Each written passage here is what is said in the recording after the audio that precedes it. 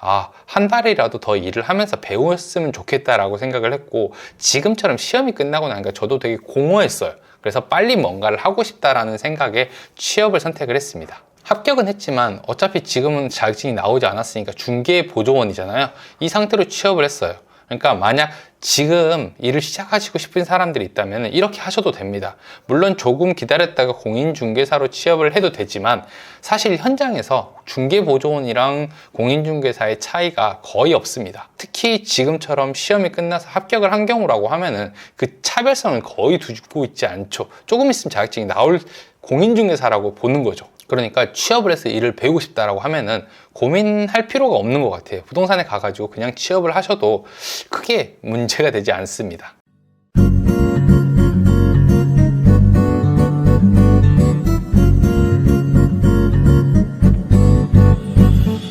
네, 안녕하세요. 반갑습니다. 버튼홍입니다. 드디어 공인중개사 시험이 끝난 것 같아요. 오늘이 11월 2일이거든요. 그래서 공인중개사 시험을 끝내신 분들이 이제 합격 여부는 다 알고 있을 거예요. 자기가 점수가 어떻게 나는지. 근데 1년 동안 이렇게 열심히 달리다 보니까 지금 기분이 뭔가 시원섭섭할 거예요. 보통 한 1년 정도 준비하시는 분들이 많지만 2, 3년 정도로 이제 계속 준비를 하셨던 분들이 많은데, 시험이 끝나고 나니까 이런 질문이 스스로에게 하나 생기는 거죠. 이제 뭐 할까? 이때가 열심히 달려왔는데 목표가 갑자기 사라지고 나면은 이런 생각이 들 수밖에 없죠. 사실은 조금 편하게 쉬어도 됩니다. 근데 저도 이걸 잘 못했어요. 저도 시험 끝나자마자 바로 일을 시작을 했습니다. 한 2, 3일 쉬고 바로 일을 시작했던 것 같아요.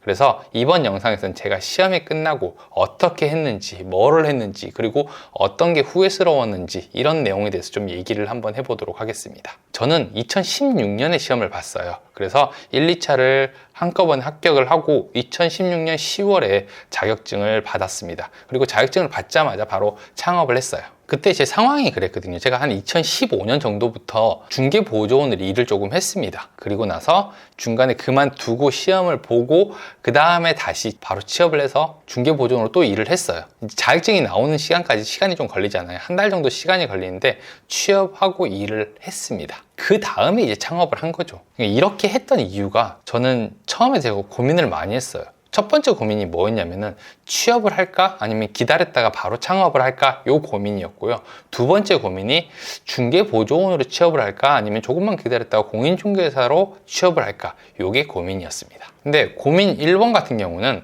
어차피 그때 당시에는 창업보다는 취업 쪽으로 생각을 많이 했었기 때문에 한 달이라도 더 일을 하면서 배웠으면 좋겠다라고 생각을 했고, 지금처럼 시험이 끝나고 나니까 저도 되게 공허했어요. 그래서 빨리 뭔가를 하고 싶다라는 생각에 취업을 선택을 했습니다. 합격은 했지만 어차피 지금은 자격증이 나오지 않았으니까 중개보조원이잖아요. 이 상태로 취업을 했어요. 그러니까 만약 지금 일을 시작하시고 싶은 사람들이 있다면 이렇게 하셔도 됩니다. 물론 조금 기다렸다가 공인중개사로 취업을 해도 되지만, 사실 현장에서 중개보조원이랑 공인중개사의 차이가 거의 없습니다. 특히 지금처럼 시험이 끝나서 합격을 한 경우라고 하면은 그 차별성을 거의 두고 있지 않죠. 조금 있으면 자격증이 나올 공인중개사라고 보는 거죠. 그러니까 취업을 해서 일을 배우고 싶다라고 하면은 고민할 필요가 없는 것 같아요. 부동산에 가가지고 그냥 취업을 하셔도 크게 문제가 되지 않습니다. 똑같이 일을 배워요. 그래서 제가 10월 말에 시험 끝나고 11월 초에 바로 취업을 해서 일을 했어요. 근데 제가 여기서 한 달밖에 일을 못하고 12월에 바로 창업을 하게 됩니다. 이게 조금 문제가 있었어요. 그게 뭐냐면은, 저는 잠깐 일을 하려고 들어간 게 아니었거든요. 어느 정도 일을 하고 자리를 잡은 다음에 창업을 해야겠다라고 생각을 했는데, 막상 일을 해보니까 배울 게 없는 거예요. 할 게 없어요. 그냥 나 혼자 일을 하고 있는 거예요. 예전에 제가 중개보조원으로 2015년부터 일을 좀 했다라고 했잖아요. 그때도 마찬가지로 저 혼자서 그냥 일을 했었거든요. 근데 이번에도 똑같이 그 익혔던 거, 단순한 작업들만 계속 반복을 하고 있는 거예요. 이럴 바에는 내가 여기서 취업을 한 의미가 없다 라고 생각을 했어요. 저는 원래 취업을 하게 되면 새로운 마케팅도 좀 배우고, 아니면 물건 확보하는 방법도 좀 많이 배우고, 이렇게 하고 싶어가지고 취업을 했던 건데, 그냥 일만 시키는 거잖아요. 돈만 나눠 갖는 거여서 이렇게 할 바에는 차라리 창업을 해야겠다라고 생각을 해서 바로 창업을 하게 된 거죠. 제가 이 부분이 되게 아쉬워요. 이게 뭐가 아쉽냐면은, 취업을 하는 목적이 돈을 버는 것도 있지만, 사실 부동산에서의 취업은요, 일을 배우는데 더 큰 의미를 두시는 분들이 많습니다. 제가 아까 얘기한 것처럼 마케팅 마케팅도 그렇고 물건을 확보하는 것도 그렇고 뭐 광고하는 방법이라든지 다른 중개사들이랑 공동 중개하는 방법 이런 것들 중개 실무라고 얘기하는 것들을 좀 풍부하게 익히고 싶어서 이런 데서 취업을 하는 건데 실제로 들어가 보면 단순히 일을 시키는 곳이 훨씬 많거든요. 근데 이거를 제가 조금만 더 많이 알아보고 취업을 선택을 했다라고 하면은 그런 곳에 들어갈 수 있었을 텐데 제가 그냥 뭐 되는데 바로 들어갔기 때문에 이런 일이 생겼던 거죠. 그래서 만약에 저한테 다시 한번 또 이런 시간이 주어진다라고 하면은 저는 여기에 시간을 좀 더 투자할 것 같아요. 시장에는 분명히 많지는 않지만 분명 괜찮은 사무실들이 있거든요. 그리고 능력 있는 공인중개사들이 있습니다. 그러면 이런 분들을 찾는데 조금 더 시간을 투자할 것 같아요. 그러면은 제가 시행착오로 겪었던 그 몇 년들을 대부분 줄일 수 있을 거거든요. 그리고 내가 일을 하는데 멘토를 찾을 수도 있겠죠. 그래서 더 빠른 성장을 할 수 있었을 것 같아요. 결국 일을 빨리 시작한다고 뭔가 성장을 빨리 하거나 돈을 많이 버는 게 아니라요. 좋은 사람을 만나고 잘 배우는 게 훨씬 돈도 많이 벌고 빨리 성장하는 방법입니다. 저는 그때 이 기회를 놓쳤어요. 결국에는 돌고 돌아가지고 6, 7년 동안 혼자서 결국 깨달은 것들이 지금이 된 거죠. 그래서 시험이 끝나서 지금 마음이 좀 싱숭생숭할 수도 있어요. 근데 이럴 때 그냥 뭔가 열심히 해야겠다라는 생각을 좀 내려놓고 조금만 더 천천히 발전할 수 있는 방법에 대한 생각들을 해보시는 게 좋습니다. 계획을 세우는 것도 괜찮고요. 아니면 이런 중개사들이 어디 있는지 한번 찾아보시는 것도 되게 좋은 방법이에요.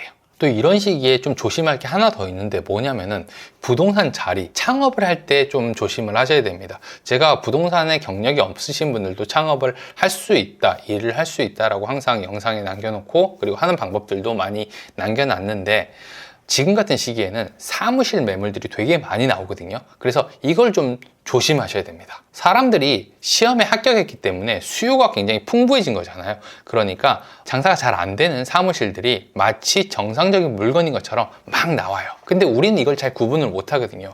매출이 한 1,500만 원 정도 나온대요. 근데 권리금이 한 5천 붙어 있어요. 야, 괜찮지 않나요? 한 두세 달, 세 달 정도면 충분히 권리금을 회수하고 이때부터 내가 돈을 벌 수 있다라고 생각을 합니다. 거기다가 뭐 장부도 준다 그러고 그다음에 회원제라서 공동 중개도 된다라고 합니다. 가만히 앉아 있으면 돈을 벌 수 있다라고 얘기를 하지만 실제로 자세히 들여다보면 돈이 안 나오는 구조라는 거죠. 그래서 성급하게 선택을 할 필요가 전혀 없어요. 실제로 괜찮은 사무실이 이런 시기에 나오는 경우는 많지 않습니다. 운영을 하기 어렵거나 아니면은 자기가 운영을 실패할 만한 요인들을 발견한 사무실들이 새로 나온 초보 중개사들에게 넘기고 가려고 하는 경우가 많기 때문에 꼼꼼하게 한번 살펴봐야 돼요. 저도 이때 당시에 다른 부동산의 사장님 말을 믿었다가 굉장히 곤란한 상황에 빠졌습니다. 뭐 소개할 때는 자기가 다 이렇게 해줄 것처럼 얘기하다가 뭔가 조금만 삐걱거리면은 모르세 하면서 가버리더라는 거죠. 그래서 이런 매물들을 잘 걸러내시는 게 한 가지 방법입니다. 제가 이런 실수를 했으니까 여러분들은 좀 안 하셨으면 좋겠다 라고 생각을 해서 오늘 영상을 좀 찍었고요. 시험이 끝나고 어떻게 일을 준비해야 될지 잘 모르겠다라고 생각을 하시는 분들이 있다면 이쪽에 제가 올린 영상을 같이 올려드릴 테니까 한번 보세요. 그러면 일을 미리 혼자서 준비할 수 있는 방법을 아실 수 있을 겁니다. 시작할 때는 열심히 움직이는 것보다요, 방향을 잡고 계획을 짜는 게 훨씬 중요합니다. 그래야 훨씬 멀리 갈 수 있습니다. 시험 보느라고 많이 고생하셨으니까 너무 조급하게 생각하지 마시고요. 조금만 시간을 두고 출발을 하시면요, 훨씬 좋은 결과로 이어지실 겁니다. 저는 다음번에 조금 더 재밌는 내용으로 찾아오도록 하겠습니다.